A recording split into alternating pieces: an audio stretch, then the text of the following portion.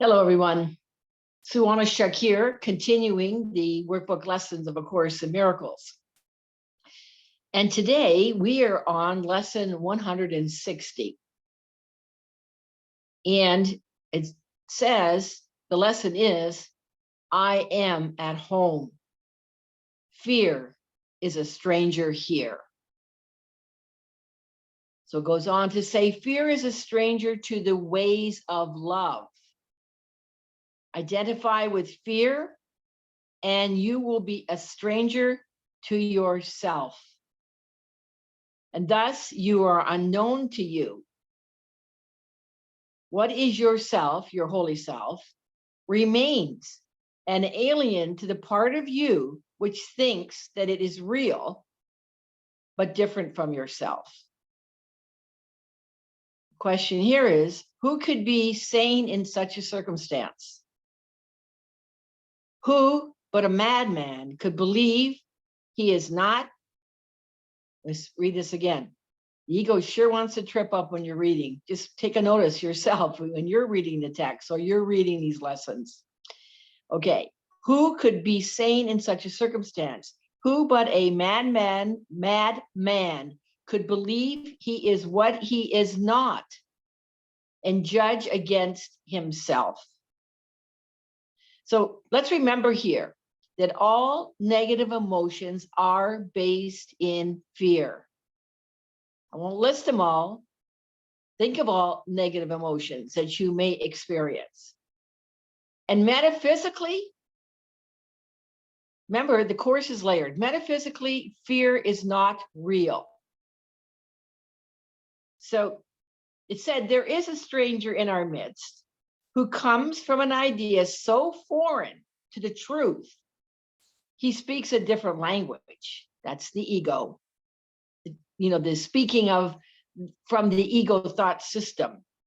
And it looks upon a world truth does not know and understands what truth regards as senseless. Stranger yet, he does not recognize to whom he comes, and yet maintains his home, belongs to him, while he is alien now who is at home. I'm going to read that again. Stranger yet, he does not recognize to whom he comes, and yet maintains his home, belongs to him, while he is alien now who is at home. And yet, how easy it would be to say, this is my home. Here I belong. And will not leave because a madman say I must. What reason is there for not saying this? What could the reason be except that you have asked this stranger, fear, in to take your place and let you be a stranger to yourself? No one would let him be dispossessed so needlessly unless he thought there were another home more suited to his tastes. So again, I read that. No one would let himself be dispossessed so needlessly unless he thought there was another home more suitable or more suited to his taste. It says, who is the stranger? It is fear, or you who are unsuited to the home which God provided for his son. Is fear his own, God's? Is fear his own, created in his likeness? Is fear that love completes and is completed by? There is no home can shelter love and fear. We cannot be in the space of love and fear at the same time. We're either in a space of love or we're in the space of fear. It says they cannot coexist. If you are real, then fear must be illusion. Remember, metaphysically, fear is not real. It's an illusion. It's something that we make real. It's false evidence appearing real. And if fear is real, then you do not exist at all. So I want to go to chapter 2 in section 6. And section 6 is fear and conflict. So it says here that now in paragraph 3 of section 6, chapter 2, it is pointless to believe that controlling the outcome of misthought can result in healing. When you are fearful, you have chosen wrongly. That is why you feel responsible for it. You must change your mind, not your behavior. And this is a matter of willingness. This is the premise of the course. It's a mind training. We are shifting our thought system based in fear, based in the ego thought system, which is all based in fear. We're shifting to the mind of God that's already in us. It is based in love. And it says you do not need guidance except at the mind level. It's not saying here about changing your behavior. You have to change your mind. Correction belongs only at the level where change is possible. And the only place that change is possible is in our mind. Change does not mean anything at the symptom level where it cannot work.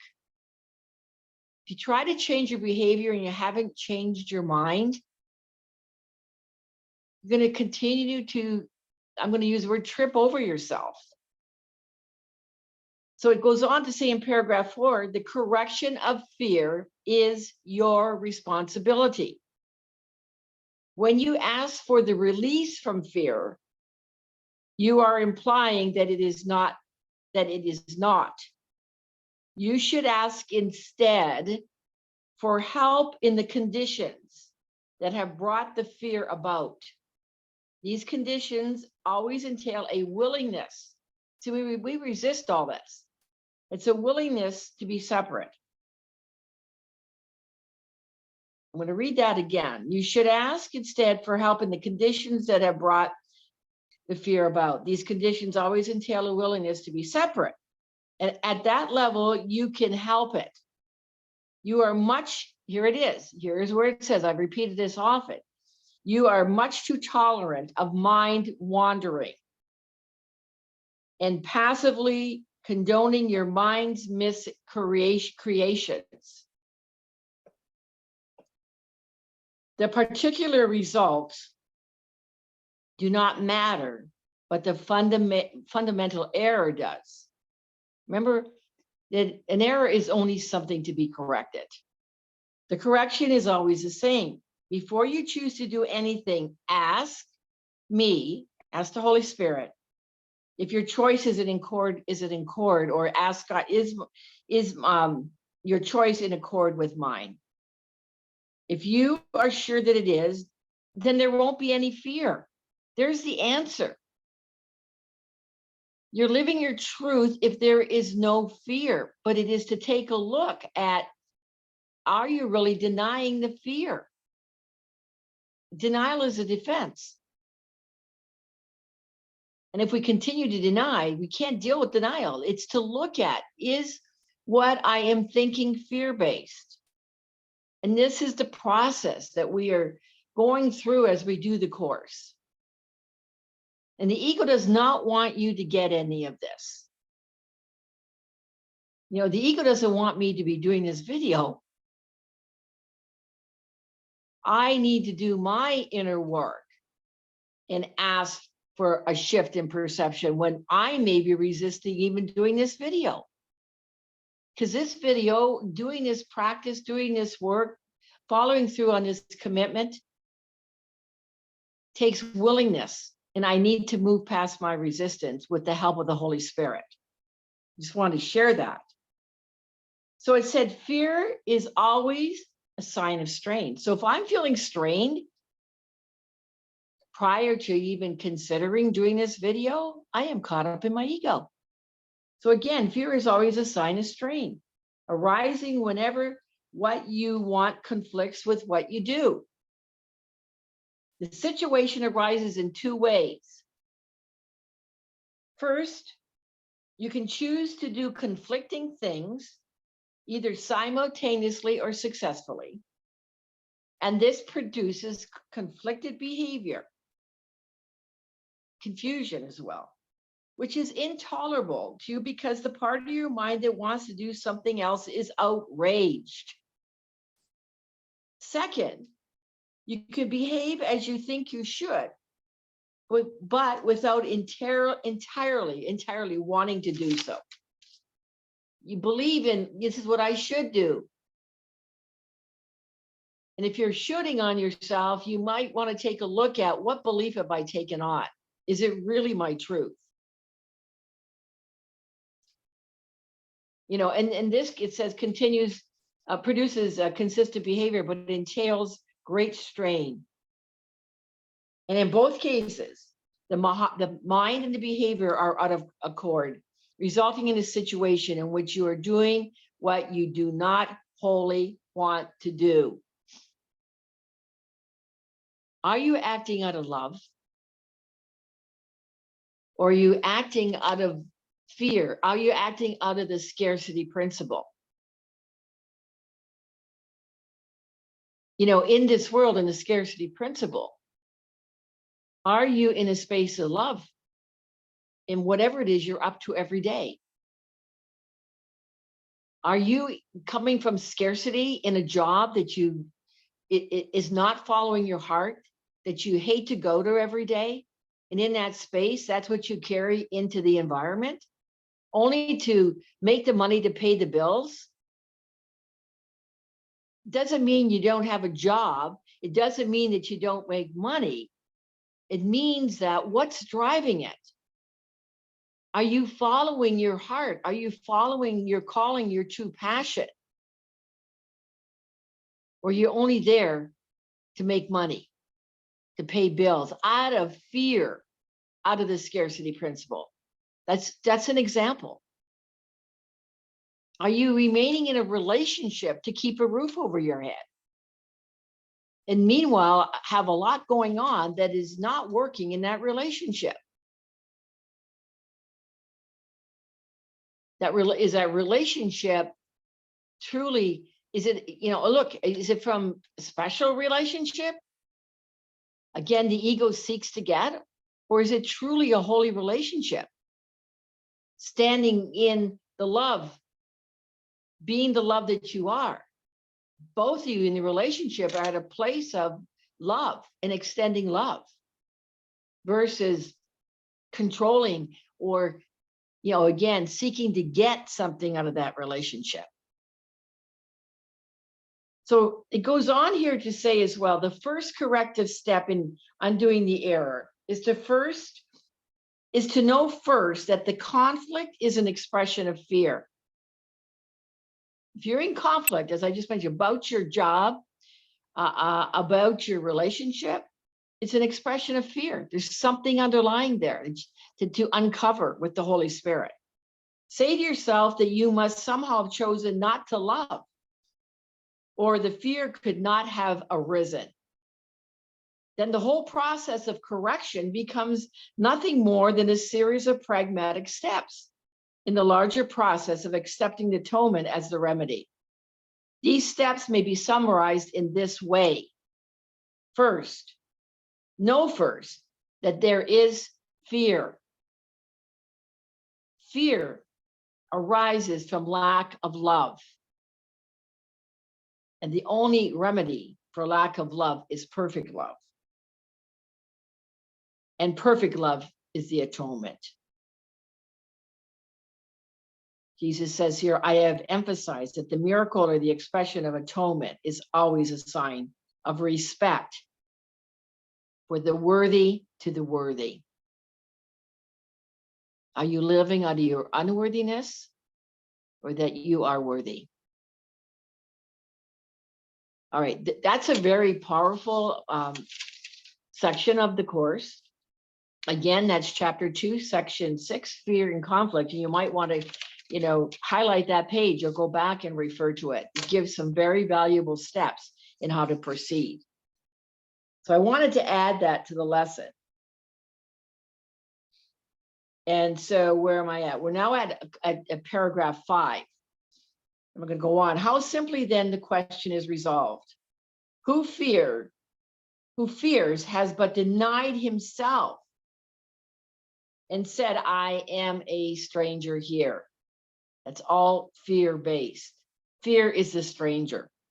And so I leave my home to one more like me than myself and give him all I thought belonged to me. Now is he exiled of necessity, not knowing who he is, uncertain of all things but this, that he is not himself and that his home has been denied to him. This is what fear does to us. So what does he search for now?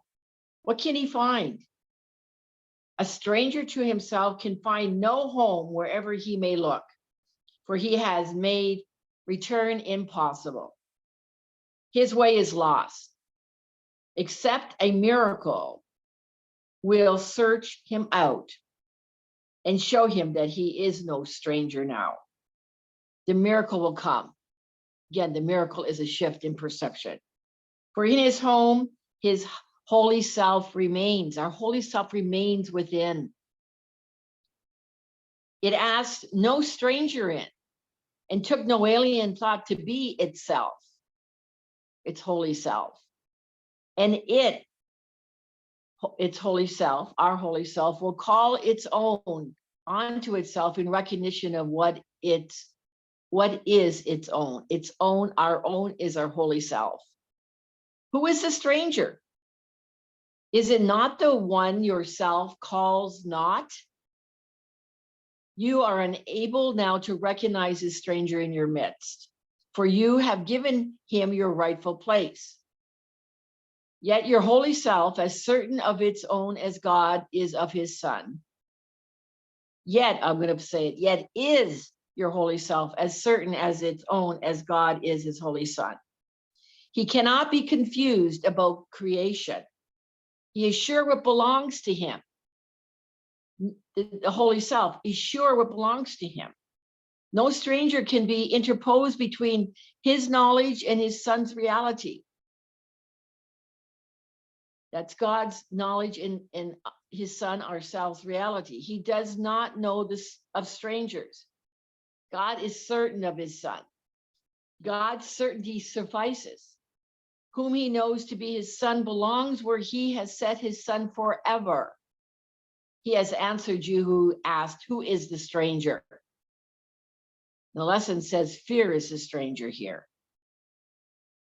God's voice, his voice, assure you quietly and sure that you are not a stranger to your Father, nor is your Creator stranger made to you. Who God has joined, remain forever one, at home with him, no stranger to himself. Today we offer thanks that Christ has come to search the world for what belongs to him.